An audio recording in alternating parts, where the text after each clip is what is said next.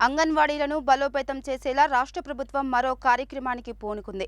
ఇప్పటికే English medium విద్యను ప్రవేశపెట్టిన రాష్ట్ర ప్రభుత్వం తాజాగా బడిబాట తరహాలో అంగన్వాడీ బాట కార్యక్రమానికి శ్రీకారం చుట్టింది.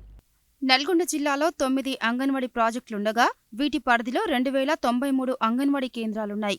వీటిలో 6 ఏళ్లలోపు పిల్లలు 67,415 మంది ఉండగా 7,009 మంది గర్భిణులు, 10,245 మంది బాలింతలున్నారు. చిన్నారులు, గర్భిణులు, బాలింతలకు పోషకాహారాన్ని అందించడం, చిన్నారులకు పూర్వ ప్రాథమిక విద్యను అందించడం అంగన్వాడీ కేంద్రాల ప్రధాన విధులు. అయితే అంగన్వాడీ కేంద్రాలను బలోపేతం చేసి చిన్నారులకు ఇంగ్లీష్ మీడియంలో పూర్వ ప్రాథమిక విద్యను అందించడానికి రాష్ట్ర ప్రభుత్వం ఇటీవల శ్రీకారం చుట్టి ఇప్పటికే అంగన్వాడీ టీచర్లకు శిక్షణను సైతం పూర్తి చేసింది.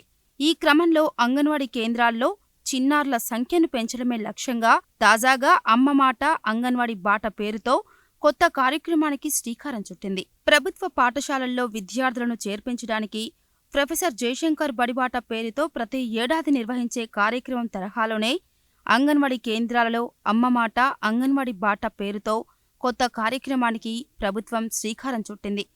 2.5 ఏళ్లు దాటిన చిన్నారులను గుర్తించి అంగన్వాడీ కేంద్రాల్లో చేర్పించడం ఈ కార్యక్రమం యొక్క ప్రధాన లక్ష్యం.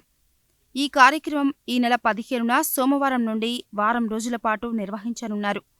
అన్ని అంగన్వాడీ కేంద్రాల పరిధిలో ఇంటింటికి తిరిగి చిన్నారులను గుర్తించే కార్యక్రమాన్ని చేపట్టనున్నారు. అంగన్వాడీ కేంద్రాల్లో చేరే చిన్నారులకు ఉచితంగా యూనిఫామ్ సైతం అందజేసేందుకు ప్రభుత్వం ఏర్పాట్లు చేస్తోంది. అమ్మమాట అంగన్వాడీ బాట కార్యక్రమంలో భాగంగా ఈ నెల 15, 16 తేదీల్లో అంగన్వాడీ టీచర్లు, ఆయాలు, స్వయం సహాయక సంఘాల సభ్యులు, పాఠశాలల ఉపాధ్యాయులు, యువతీ యువకులు, స్వచ్ఛంద సంస్థలు, తల్లిదండ్రులు, గ్రామాలు, పట్టణాలలో ర్యాలీ నిర్వహించనున్నారు. 17న 2.5 ఏళ్ల వయసు దాటిన చిన్నారులను అంగన్వాడీ కేంద్రాల్లో చేర్చి పూర్వ ప్రాథమిక విద్యను అందజేస్తారు.